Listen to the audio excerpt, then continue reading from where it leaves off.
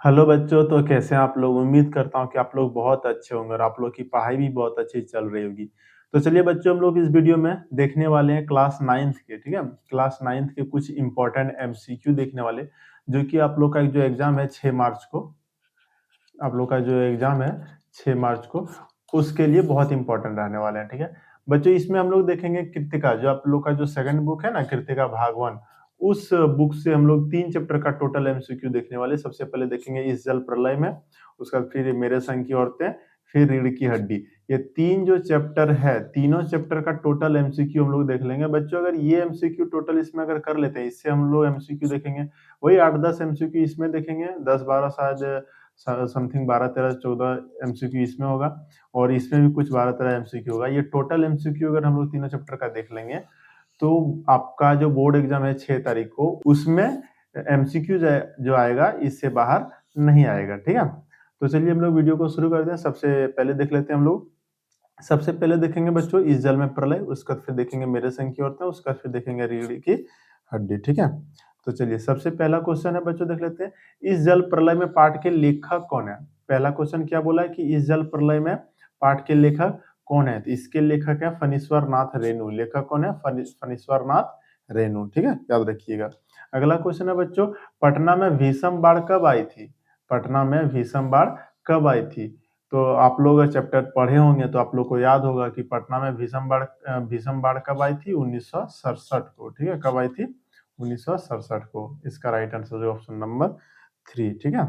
अगला क्वेश्चन है बच्चों, मृत्यु का तरल दूत किसे कहा जाता है? मृत्यु का तरल दूत किसे कहा जाता है? किसे कहा जाता है? बांध को, नदी, तालाब या बाढ़? तो इसका राइट आंसर जो ऑप्शन नंबर 4, बाढ़ को, ठीक है? बाढ़ को कहा जाता है। बच्चों, इसमें जितना भी क्वेश्चन देखेंगे वो इंपॉर्टेंट ही है, वीवीआई क्वेश्चन है, ठीक है? जो कि आपके बोर्ड एग्जाम जो होगा अभी ये 6 मार्च को, उसमें आने का बहुत चांस है, ठीक है? चलिए अगला क्वेश्चन देखते हैं बच्चों। इस जल प्रलय पाठ में किस शहर में आई बाढ़ का वर्णन किया गया है? यानी कि ये जो पाठ है इस जल प्रलय में, इस पाठ में कौन से शहर में बाढ़ आया है? कौन से शहर का वर्णन किया गया है? तो पटना शहर का वर्णन किया गया। हम लोग शुरू में देख लें पटना, इसमें जो है पटना शहर का वर्णन किया गया, ठीक है? इसका राइट आंसर जो ऑप्शन नंबर 1। अगला क्वेश्चन है बच्चों, इस जल प्रलय में नामक निबंध में किसका वर्णन हुआ है? ये जो चैप्टर है उसमें किसका वर्णन हुआ है? सुखाड़ का, समुद्र का, नदी का या बाढ़ का? तो हम लोग इसमें देखें कि किसका वर्णन हुआ है? बाढ़ का हुआ है, ठीक है? ये बहुत आसान क्वेश्चन था। अगला क्वेश्चन है बच्चों, लेखक फणीश्वर नाथ रेणु किस राज्य के निवासी थे? ये जो लेखक हैं फणीश्वर नाथ रेणु, ये किस राज्य के निवासी थे? तो ये जो थे, ये सॉरी बिहार के निवासी थे। कौन से राज्य के निवासी थे? बिहार के, ठीक है? याद रखिएगा। अगला क्वेश्चन है बच्चों, इस जल प्रलय में पाठ में खरीद बिक्री बंद हो चुकने पर भी अचानक किसकी बिक्री बढ़ गई? ये जो हुआ था उस समय जो है इस जल प्रलय में, इसमें खरीद बिक्री बंद हो गया था, लेकिन अचानक जो है बिक्री बढ़ गई थी। तो अचानक किसकी बिक्री बढ़ गई थी? अचानक पान की बिक्री बढ़ गई थी। किसकी बिक्री बढ़ गई थी? पान की, ठीक है? इसका राइट आंसर जो ऑप्शन नंबर 2। अगला क्वेश्चन है बच्चों, इस जल प्रलय में पाठ में लेखक का जन्म गांव के किस प्रकार के इलाके में हुआ था? ये जो चैप्टर है, इस चैप्टर के लेखक का जन्म जो हुआ था वो गांव के किस इलाके के क्षेत्र में हुआ था? तो याद रखिएगा, वो परती क्षेत्र में हुआ था। किस क्षेत्र में हुआ था? परती क्षेत्र में, ठीक है? चलिए अगला क्वेश्चन है, पकाही घाव किस इलाके क्षेत्र में हो जाता है? पकाही घाव जो है, पकाही घाव कब होता है? जब बारिश होती है तब। जब बारिश होती है तो पाँव में ये हो जाता है, ठीक है? तो पकाही घाव किस इलाके के क्षेत्र में होता है? तो ये बाढ़ पीड़ित क्षेत्र में होता है, ठीक है? बाढ़ पीड़ित इलाके के क्षेत्र में ये पकाही घाव हो जाता है, ठीक है? चलिए अगला जो है बच्चों, देखिए बच्चों, इसमें मेरे संग की औरतें, हम लोग जो सबसे पहला अभी आप लोग को जो बताए हैं, आप लोग को जो बताए, हाँ देखिए, सबसे पहला बुक जो था इसमें 9 क्वेश्चन था। इस जल प्रलय में, इसमें हम लोग टोटल कितना 9 क्वेश्चन देख लिए। अब हम लोग देखेंगे मेरे संग की औरतें, ठीक है? क्या देखेंगे? मेरे संग की औरतें। तो चलिए वो चैप्टर हम वो देख लेते हैं। सबसे पहला क्वेश्चन है बच्चों, मेरे संग की औरतें पाठ के लेखक का नाम क्या है? तो हम लोग जानते हैं इसके लेखक का नाम क्या है? मृदुला गर्ग, ठीक है? मेरे संग की औरतें की लेखक का नाम जो है वो मृदुला गर्ग है। अगला क्वेश्चन है बच्चों, मेरे संग की औरतें पाठ की अधिकांश औरतें किस ख्यालात की थी? तो वो जो थी वो आजाद ख्याल की थी। किस ख्याल की थी? आजाद ख्याल की, ठीक है? ऑप्शन नंबर ए 1 इसका सही आंसर होगा। अगला क्वेश्चन है बच्चों, लेखिका किसके संस्कारों के कारण लड़की होने पर भी कभी हीन भावना से ग्रसित नहीं हुई? लेखिका जो थी वो किसके संस्कारों के कारण संस्कारों के कारण लड़की होने पर भी कभी हीन भावना से ग्रसित नहीं हुई? उनकी माँ के संस्कारों के कारण। किसके संस्कारों के कारण? उसकी माँ के संस्कारों के कारण। ठीक है बच्चों, इसमें जितना भी क्वेश्चन देख रहे हैं वो सारा का सारा वीवीआई है, ये याद रखिएगा। ठीक है, ये जो है इस बुक से ये जो सेकंड वाले बुक से जो एमसीक्यू आपके बोर्ड एग्जाम में जो आएगा 6 मार्च को, तो इससे बाहर नहीं आ सकता है। ठीक है, ये 90% इससे चांस बनता है कि इससे बाहर नहीं आएगा। एक बार इसको अच्छे से देख लीजिएगा। ठीक है, चलिए अगला क्वेश्चन देखते हैं बच्चों। अगला है, मेरे संग की औरतें पाठ में चित्रा किस स्वभाव की लड़की थी? मेरे संग की औरतें जो थी इस पाठ में चित्रा जो है लड़की, वो किस स्वभाव की लड़की नहीं थी? सॉरी, इसमें बोला क्या है? नहीं थी। किस स्वभाव की थी नहीं, बल्कि किस स्वभाव की नहीं थी। तो इसका आंसर हो जाएगा डरपोक। चित्रा जो थी वो डरपोक नहीं थी। ठीक है, इसलिए इसका राइट आंसर है ऑप्शन नंबर 3। ये याद रखिएगा, इसमें देख लीजिएगा गौर से कि इसमें क्या क्वेश्चन पूछा है कि नहीं थी। ठीक है, चलिए अगला क्वेश्चन है बच्चों, राम स्वरूप अपनी बेटी की कौन सी शिक्षा छिपाते थे? ये क्वेश्चन इस चैप्टर का नहीं है, ये है रीढ़ की हड्डी का। ठीक है, इस चैप्टर में इसमें डाला गया है, लेकिन ये क्वेश्चन जो है रीढ़ की हड्डी है। ठीक है, उस चैप्टर का हम लोग देखेंगे अभी। चलिए अगला देख लेते हैं। अगला है, लेखिका मृदुला गर्ग जो है के घर में सभी औरतों को किसकी पूरी छूट थी? तो याद रखिएगा, झूठ बोलने की नहीं, झगड़ा करने की नहीं, चुगली करने की नहीं। हम लोग कॉमन सेंस भी लगा सकते हैं कि ये भी नहीं होगा, ये भी नहीं होगा, ये भी नहीं होगा। जब तीनों नहीं होगा तो फिर इसका राइट आंसर क्या आ जाएगा? Option number 3। ठीक है, निजत्व की। किसकी छूट थी? निजत्व की। ठीक है, चलिए अगला क्वेश्चन है बच्चों, मेरे संग की औरतें क्या है कि मेरे संग की औरतें पाठ में कौन औरत कभी झूठ नहीं बोलती थी? ठीक है, ये जो चैप्टर है मेरे संग की औरतें, इस चैप्टर में कौन औरत थी जो कभी झूठ नहीं बोलती थी? तो वो लेखिका की माँ थी जो कभी भी झूठ नहीं बोलती थी। ठीक है, चलिए अगला क्वेश्चन है बच्चों, मेरे संग की औरतें पाठ की लेखिका मृदुला गर्ग अपने भाई बहनों में किस स्थान पर थी? यानी कि ये जो चैप्टर है मेरे संग की औरतें, इसमें जो मृदुला गर्ग है जो इसके लेखक है, वो अपने भाई बहनों में किस स्थान पर थी? पहले, दूसरे, तीसरे, किस में थी? तो पहले थी नहीं, इसका राइट आंसर जो ऑप्शन नंबर 2 दूसरे स्थान पर थी। कौन? मृदुला गर्ग। याद रखिएगा कि सबसे पहले कोई दूसरा थी, उसका फिर मृदुला गर्ग थी दूसरे स्थान पर। ठीक है, चलिए अगला क्वेश्चन है, मेरे संग की औरतें किस प्रकार का पाठ है? ये जो ये पाठ है मेरे संग की औरतें, ये किस प्रकार की पाठ है? तो याद रखिएगा, ये संस्मरणात्मक पाठ है। किस प्रकार की पाठ है? संस्मरणात्मक। ठीक है, चलिए अगला क्वेश्चन है बच्चों, मेरे संग की औरतें पाठ में किस औरत को खादी की साड़ी संभालना दुर्लभ होता था? यहाँ थोड़ा सा टाइपिंग मिस्टेक हो गया है, दुर्लभ होगा। क्या होता था? दुर्लभ। ठीक है, मेरे संग की औरतें पाठ में किस औरत को खादी की साड़ी संभालना दुर्लभ होता था? तो उसकी माँ की। किसको? उसको।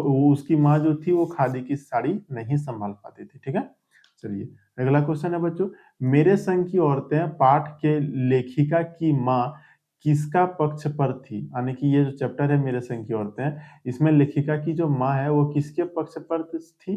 तो वो सत्य के पक्ष पर थी। किसके? सत्य का। ठीक है, इसीलिए इसका राइट आंसर हो जाएगा ऑप्शन नंबर ए। ठीक है, अगला है, मेरे संग की औरतें पाठ के लेखिका की कितने भाई बहन थे? यानी कि ये जो चैप्टर है मेरे संग की औरतें, इसमें पाठ के लेखिका जो है, इस पाठ के लेखिका के कितने भाई बहन थे?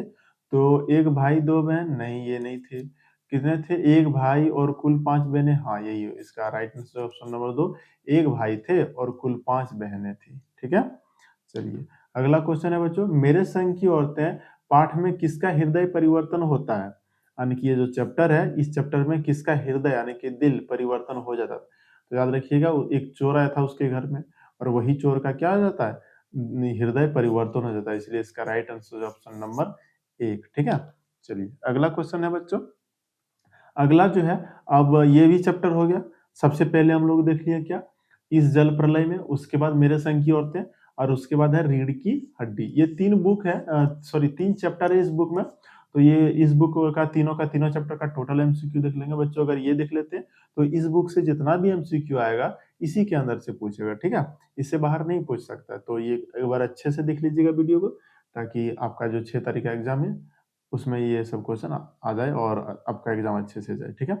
तो चलिए देखते हैं, रीढ़ की हड्डी पाठ के लेखक का नाम क्या है? तो इसके पाठ के लेखक का नाम है जगदीश चंद्र माथुर। याद रखिएगा, रीढ़ की हड्डी पाठ के लेखक का नाम क्या है? जगदीश चंद्र माथुर, ठीक है। चलिए अगला क्वेश्चन है, रीढ़ की हड्डी एकांकी में गोपाल प्रसाद का व्यक्तित्व कैसा था? यानी कि ये जो चैप्टर है रीढ़ की हड्डी, उसमें जो है गोपाल प्रसाद का उसका व्यक्तित्व कैसा था? तो उसका व्यक्तित्व याद रखिएगा चतुराई से भरा था। कैसा था? चतुराई से भरा, ठीक है। उसका व्यक्तित्व चतुराई से भरा था।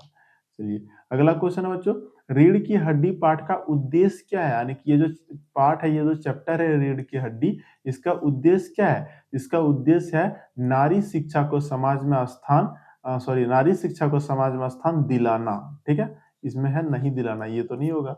इसका राइट आंसर ऑप्शन नंबर 1, नारी शिक्षा को समाज में स्थान दिलाना, ठीक है। चलिए अगला क्वेश्चन है बच्चों, अगला है रीढ़ की हड्डी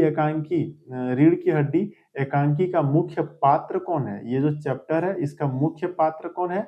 इसके मुख्य पात्र हैं उमा, ठीक है। इनके मुख्य पात्र कौन है? उमा, ये याद रखिएगा। चलिए अगला क्वेश्चन देखते हैं, गोपाल प्रसाद विवाह को क्या मानते थे? जो गोपाल प्रसाद थे शंकर के पिताजी, तो वो विवाह को क्या मानते थे?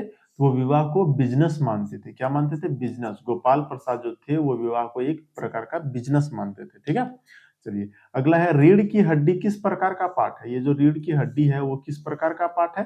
तो वो है हास्य एकांकी। याद रखिएगा, हास्य एकांकी ये पाठ है, ठीक है। अगला क्वेश्चन है बच्चों, राम स्वरूप अपनी बेटी की कौन सी शिक्षा छिपाते थे? राम स्वरूप जो थे वो अपनी बेटी की कौन सी शिक्षा छिपाते थे? तो वो उच्च शिक्षा छिपाते थे। कौन से शिक्षा? उच्च शिक्षा, ठीक है। बच्चों यही क्वेश्चन जो था पिछले चैप्टर में पड़ गया था, ठीक है। तो याद रखिएगा, इस चैप्टर का है, रीढ़ की हड्डी चैप्टर का है ये क्वेश्चन।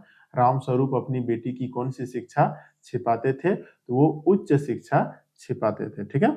चलिए अगला क्वेश्चन है बच्चों, रीढ़ की हड्डी पाठ में किसकी रीढ़ की हड्डी खराब हो गई थी? यानी कि ये जो चैप्टर है रीढ़ की हड्डी, इस पाठ में किसकी रीढ़ की हड्डी जो थी वो खराब हो गई थी? किसकी? तो वो शंकर की, ठीक है। शंकर की रीढ़ की हड्डी जो थी वो खराब हो गई थी, ठीक है। चलिए अगला है, रीढ़ की हड्डी एकांकी में राम स्वरूप की बेटी का क्या नाम था? राम स्वरूप जो था उनकी बेटी का जो क्या नाम था? तो उनकी बेटी का नाम था उमा। क्या नाम था? उमा, ठीक। अगला क्वेश्चन है बच्चों, आपके लाडले बेटे की रीढ़ की हड्डी भी है या नहीं? यह कथन किनका है? यह कथन किसने कहा था? यह कथन जो है वो उमा ने कहा था। किसने कहा था? उमा ने, ठीक है। अगला क्वेश्चन है, रीढ़ की हड्डी पाठ में विवाह योग्य लड़का का नाम क्या था? यानी कि जो लड़का विवाह योग्य था उस लड़का का नाम क्या था? तुम लोग जानते हैं उस लड़का का नाम क्या था? शंकर था उस लड़का का नाम, ठीक है। देख लीजिएगा बच्चों, ये सब क्वेश्चन बहुत अच्छा है और बहुत इंपॉर्टेंट भी है और बहुत आसान भी क्वेश्चन है, ठीक है। एक बार देख लीजिएगा शुरू से अंत तक, ताकि ये सब सारा क्वेश्चन आप लोग का रिवीजन, अगर आप पहले पढ़ भी चुके हैं फिर भी एक बार देख लीजिएगा, ताकि आप लोग का ये जो सारा क्वेश्चन है एक बार रिवीजन हो जाए, ठीक है। चलिए अगला क्वेश्चन है, रीढ़ की हड्डी एकांकी की उमा की वास्तविक योग्यता है। उमा की वास्तविक योग्यता है, उसकी वास्तविक योग्यता क्या है? तो उसकी वास्तविक योग्यता बीए है, ठीक है। वो बीए में पढ़ती थी, ठीक है। चलिए अगला क्वेश्चन है, रीढ़ की हड्डी पाठ में विवाह योग्य कन्या का नाम क्या था? सबसे पहले क्या है कि लड़का का नाम क्या था, अब की बार है क्या है? कन्या का। तो कौन सी कन्या थी? तो ये उमा, उमा नाम था उनका, ठीक है। उस कन्या का नाम क्या था? उमा। अगला क्वेश्चन है, रीढ़ की हड्डी एकांकी में उमा की माँ का नाम क्या था? अब उमा की माँ का नाम पूछा है, तो उमा की माँ का नाम क्या था? प्रेमा था, ठीक है। उमा की माँ का नाम क्या था? प्रेमा।